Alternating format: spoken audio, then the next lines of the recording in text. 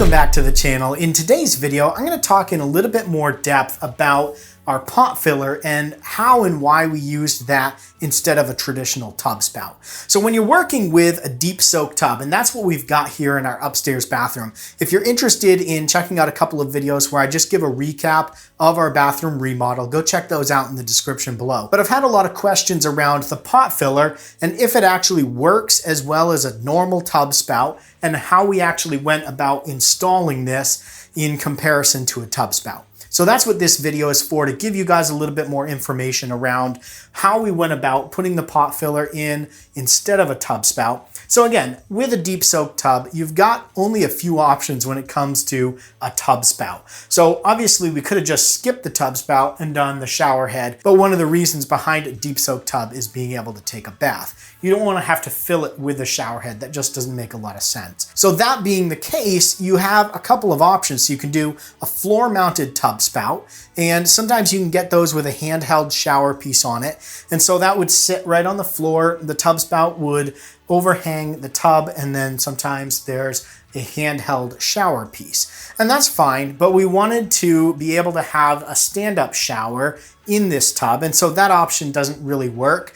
And we didn't want to have to put all the plumbing in the floor for that floor-mounted tub spout. So then the other option is to put the tub really close to the wall, which doesn't really work either because you want to have enough room to be able to clean behind the tub. And so we left a gap of a few inches around the whole tub so you can get a Swiffer or something like that behind there and clean around the tub. And so that leaves us with the option of, well, you need a tub spout that mounts on the wall but can cover the distance between the wall and the inside of the tub. And in our case, this was about 8 or 9 inches that it would have needed to overhang to be able to flow into the tub. So we looked at some options in terms of traditional tub spouts and couldn't really find anything that had a really long length. And then you run into the fact that you can't really put your head against if you're taking a bath and you want to use this side of the tub. If you have a tub spout that overhangs the whole edge of the tub, it gets in the way and it makes it so you can only really lay one way in the tub. So that led us down the road of the pot filler. So we have a pot filler in our kitchen and the volume of that pot filler is great. We love that for filling pots on the stove. And we thought, well, could we use that in place of a traditional tub spout? Could we use that as a tub spout here? And so we picked up one and it has actually worked really well. We've had this for a while now, and with other deep soak tubs we've used, they take a while to fill up. I mean, it's a big tub. It's gonna take a while to fill. So whether you're using a traditional tub spout or a pot filler, it's gonna take a while. It's probably a little bit slower than your traditional tub spout, but it still comes out in pretty good force. If I turn this on, I've got a valve up here I'll talk about here in a minute. And let me just turn this on here.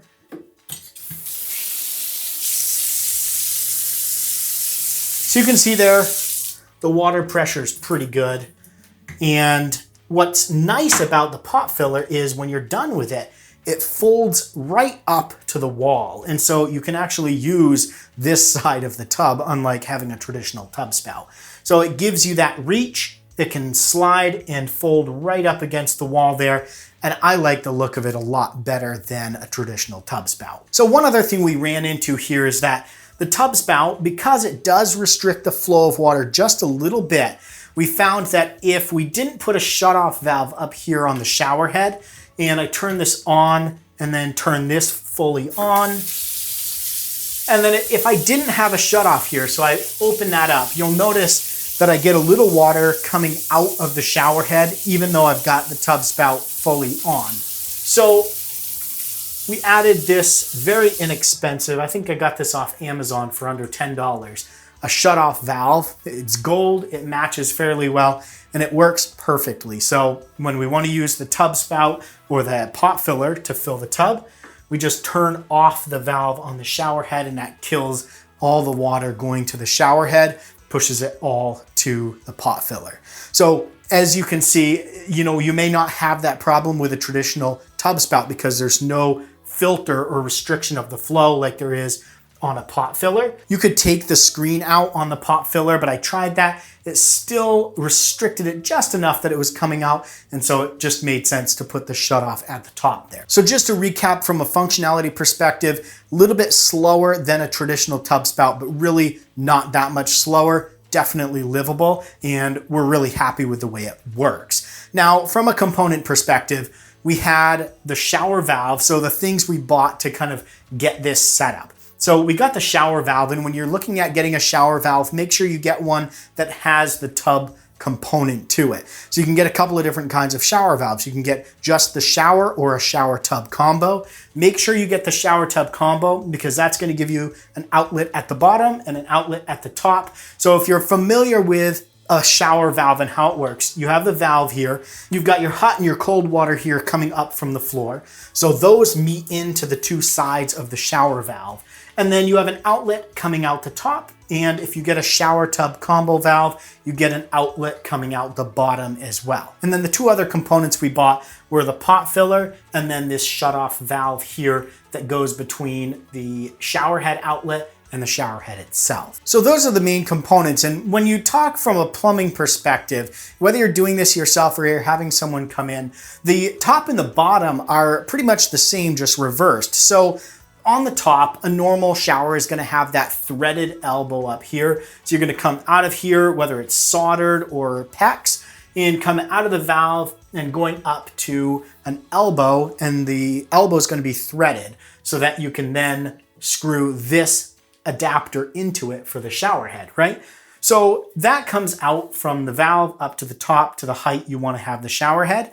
And then we did the same coming down out to the tub spout or the pot filler. That is also a 90-degree elbow that's threaded.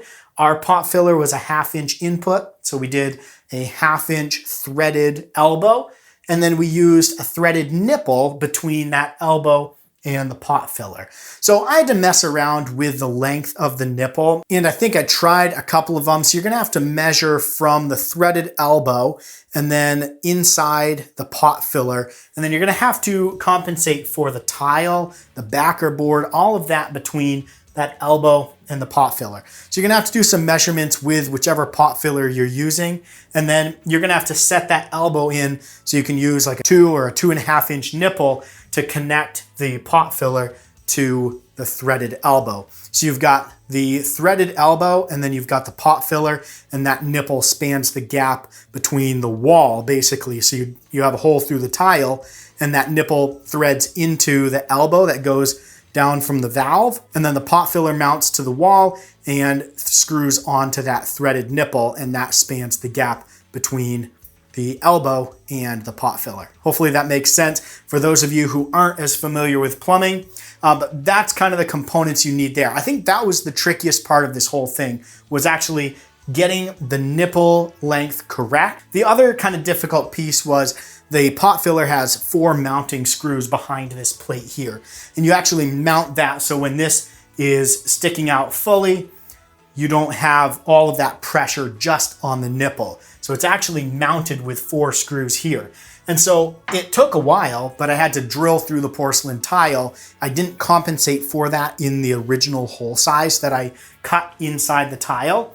And so after the fact, I had to go back and slowly drill out the porcelain tile for those 4 holes. So a little bit of note for you when you're doing this and you're cutting out the hole for this in your tile, cut that hole big enough, make it almost square. Make sure it'll hide behind this plate, but make sure it's big enough to compensate for those screws, because those are gonna mount into the block that's behind. And it's actually a block that's sitting back there, similar to what you'd have up here. So you've got this output coming up from the valve, and then you've got that threaded elbow that you mount to a block. So I did a big block down here, mounted that 90-degree elbow to that, and then I also mounted the pot filler to that. So that's a big block behind there in the wall so that this is plenty secure.